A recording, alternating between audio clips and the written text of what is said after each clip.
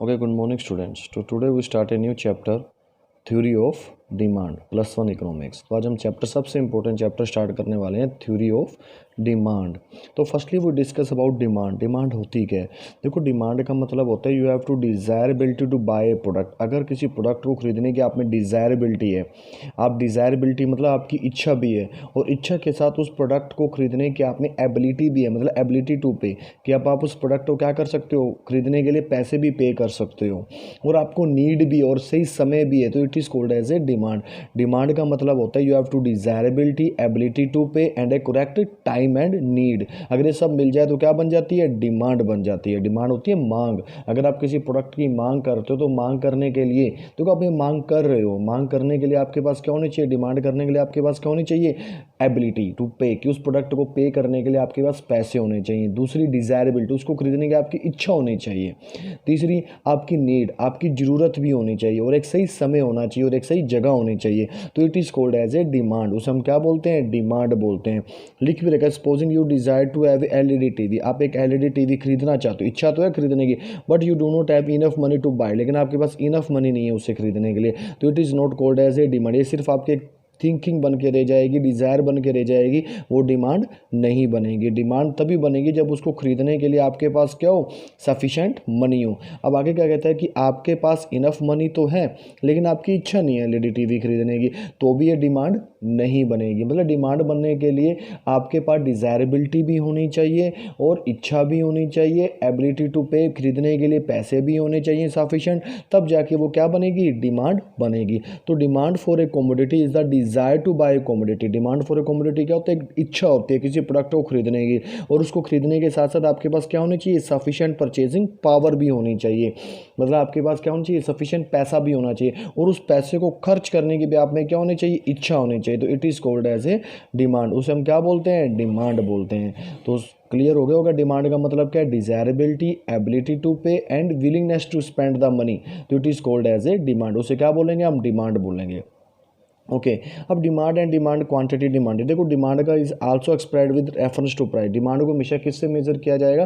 Price से major किया जाएगा। मतलब एक आप कितने पैसे लगाओगे किसी प्रोडक्ट पे खरीदने के लिए, तो उसकी कीमत डिसाइड करेगी कि how much of good X he will be buy. आप कितना एक्स प्रोडक्ट परचेज करोगे, तो उसके लिए एक्स प्रोडक्ट की क्या डिसाइड करेगी? कीमत। तो उसको कीमत के देख के हम क्या करोगे? डिमांड करोगे। आप मार्केट में जाते हो, किसी भी प्रोडक्ट की डिमांड करते हो, सबसे पहले क्या पूछते हो कि इस प्रोडक्ट का प्राइस क्या है। अगर कीमत ज़्यादा लगती है तो आप डिमांड कम कर देते हो, और कीमत कम लगती है तो आप डिमांड ज़्यादा कर देते हो। तो demand for a commodity is always expressed with reference to a price. इसलिए डिमांड को फॉर ए कमोडिटी किससे एक्सप्रेस किया जा सकता है? प्राइस से एक्सप्रेस किया जाता है, कि कितनी एक्स कमोडिटी आप परचेज कर रहे हो और उसकी कीमत क्या है, तो उसको देख के आप एक्स कमोडिटी की क्या करोगे? डिमांड करोगे। तो मतलब एक्स कमोडिटी की डिमांड किस पे डिपेंड कर रही है? प्राइस पे डिपेंड कर रही है। अगर प्राइस ज़्यादा होगा तो आप डिमांड लो कर दोगे, अगर प्राइस कम होगा तो डिमांड आप ज़्यादा कर दोगे, तो it is called as a demand. इसे हम क्या बोलते हैं? डिमांड। अब डिमांड और क्वांटिटी डिमांडेड में क्या फ़र्क है? देखो, डिमांड का मतलब होता है कि जब आप एक पर्टिकुलर, डिमांड का मतलब होता है कि जब आप डिफरेंट पॉसिबल क्वांटिटी परचेज करते हो डिफरेंट पॉसिबल प्राइस पे, मतलब जब आप डिफरेंट गुड्स परचेज करते हो डिफरेंट प्राइस पे, तो it is called as a quantity demanded. On the other end quantity demanded refers to a specific quantity to be purchase against a specific price of the commodity. Quantity demanded का मतलब होता है एक specific quantity आप purchase कर रहे हो एक स्पेसिफिक प्राइस पे, it is called as quantity demanded. देखो, मैं फिर से डिफरेंस क्लियर कर रहा हूँ। डिमांड का मतलब क्या होता है? डिमांड का मतलब होता है कि जब आप डिफरेंट पॉसिबल अलग अलग क्वांटिटी परचेज कर रहे हो अलग अलग प्राइस पे, तो it is called as a demand. और क्वांटिटी डिमांडेड क्या होता है? एक स्पेसिफिक क्वांटिटी आप परचेज कर रहे हो स्पेसिफिक प्राइस पे, तो it is called as a quantity demanded. उसे क्या बोलते हैं? क्वांटिटी डिमांडेड बोलते हैं। तो आगे इन्होंने ये लिख रखा है, देखो अभी अब डिमांड शेड्यूल की बात करते हैं। अब डिमांड शेड्यूल दो तरीके का होता है। There are two types of a demand schedule, जिसके अंदर आप डिफरेंट प्राइस पे डिफरेंट क्वांटिटी क्या करते हो? परचेज करते हो। मैं डिफरेंट प्राइस पे डिफरेंट क्वांटिटी क्या करते हो? परचेज करते हो। It is called as a demand schedule. मतलब जिसमें प्राइस और क्वांटिटी डिमांडेड का क्या बनाया गया? रिलेशन बनाया गया। It is called as a demand schedule. उसे क्या बोलते हैं? डिमांड शेड्यूल बोलते हैं। मतलब relationship between different quantities of demanded to be purchased at different price. मतलब आप डिफरेंट क्वांटिटी परचेज कर रहे हो डिफरेंट प्राइस पे, तो it is called as a demand schedule. अब डिमांड शेड्यूल को दो तरीके से एक्सप्लेन किया गया है, इंडिविजुअल डिमांड शेड्यूल और मार्केट डिमांड शेड्यूल। देखो, डिमांड और प्राइस में भी मैंने बताया कि अगर कीमत ज़्यादा होगी तो आप डिमांड कम करोगे, करोगे, अगर कीमत कम होगी तो आप डिमांड ज़्यादा करोगे। अब इसी डिमांड शेड्यूल को दो पार्ट्स में डिवाइड किया गया है, इंडिविजुअल डिमांड शेड्यूल और मार्केट डिमांड शेड्यूल। देखो इंडिविजुअल डिमांड शेड्यूल क्या है? इंडिविजुअल डिमांड शेड्यूल का मतलब होता है कि जब एक पर्टिकुलर पर्सन, जब एक पर्सन मार्केट में जाके डिफरेंट पॉसिबल प्राइस पे डिफरेंट क्वांटिटीज़ की क्या करता है, डिमांड करता है at a point of time, एक समय पे, तो it is called as a individual demand schedule. देखो फिर से रिपीट कर रहा हूँ, इंडिविजुअल डिमांड शेड्यूल का मतलब क्या होता है? जब एक इंडिविजुअल बायर, एक सिंगल बायर मार्केट में जाता है और डिफरेंट पॉसिबल प्राइस पे डिफरेंट क्वांटिटीज़ की क्या करता है, डिमांड करता है, तो it is called as a individual demand schedule. उसे क्या बोलते हैं? इंडिविजुअल डिमांड शेड्यूल बोलते हैं। अब जैसे कि उन्होंने एक एग्जाम्पल भी दे रखा है, देखो भी मैंने बताया था कि प्राइस और डिमांड में कौन सा रिलेशन है? नेगेटिव। मतलब अगर कीमत बढ़ेगी तो एक पर्सन डिमांड क्या करेगा? कम करेगा, और कीमत ज़्यादा होगी तो एक पर्सन डिमांड कम करेगा, अगर कीमत कम होगी तो एक पर्सन डिमांड ज़्यादा करेगा। अब एक इंडिविजुअल डिमांड शेड्यूल, मतलब इंडिविजुअल डिमांड शेड्यूल का मतलब क्या है कि जब एक इंडिविजुअल बायर, जब एक इंडिविजुअल कस्टमर, कंज्यूमर मार्केट में जा रहा है और डिफरेंट पॉसिबल प्राइस पे डिफरेंट क्वांटिटीज़ की क्या कर रहा है? डिमांड कर रहा है, तो it is called as a individual demand schedule. अब जैसे प्राइस ऑफ गुड एक्स, अब एक्स की कीमत देखो कितनी, 1 2 3 4, अब एक्स की कीमत बढ़ रही है ना, पहले उसकी प्राइस 1 था, फिर 2 था, फिर 3 हो गया, फिर 4 हो गया, it is a different possible price. ये क्या है? डिफरेंट पॉसिबल प्राइस है, प्राइस बढ़ रहे हैं और ये डिफरेंट पॉसिबल प्राइस पे डिमांड क्या कर रहा है? कम कर रहा है। देखो जब प्राइस 1 था तो वो डिमांड कितनी कर रहा था? 4। जब प्राइस बढ़ गया 1 से 2 हो गया, फिर उसने डिमांड क्या कर दी? कम कर दी, 4 से 3।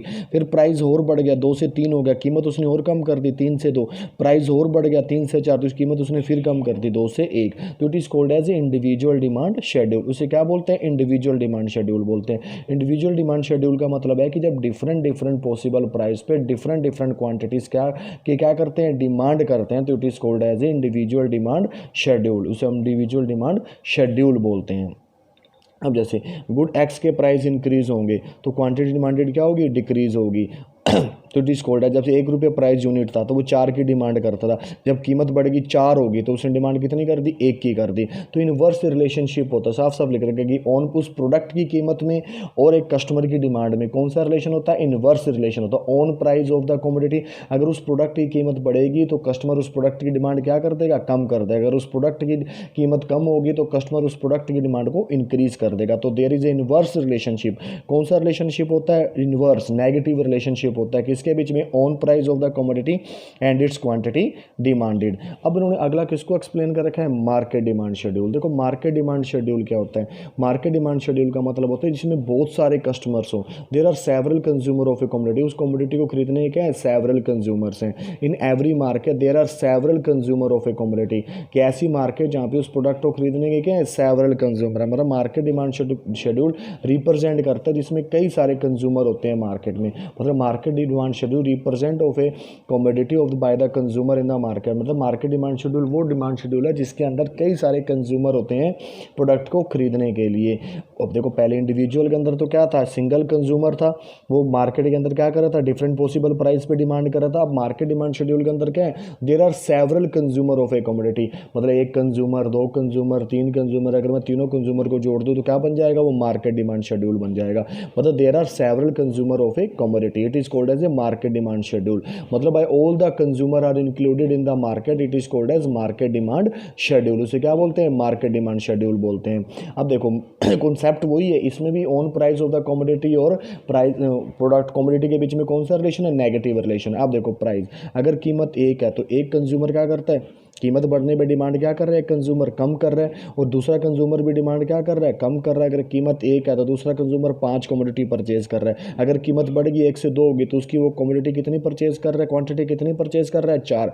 कीमत और बढ़ गई 2 से 3 तो क्वांटिटी और कम परचेज कर रहा है 3। कीमत और बढ़ गई 4 तो क्वांटिटी इसने क्या कर दी? कम कर दी 2। मतलब सभी दोनों कंज्यूमर के एक ही कॉन्सेप्ट है, कीमत बढ़ने पर दोनों अपनी क्वांटिटी डिमांडेड क्या कर रहे हैं? कम कर रहे हैं। अगर मैं दोनों को क्या कर दूँ? प्लस कर दूँ। अगर मैं दोनों क्या कर दूँ? प्लस कर दूँ तो क्या बन जाएगी? मार्केट डिमांड शेड्यूल बन जाएगी। क्या बन जाएगी? वो मार्केट डिमांड शेड्यूल बन जाएगी। मतलब मार्केट डिमांड शेड्यूल करने के लिए मैंने क्या किया?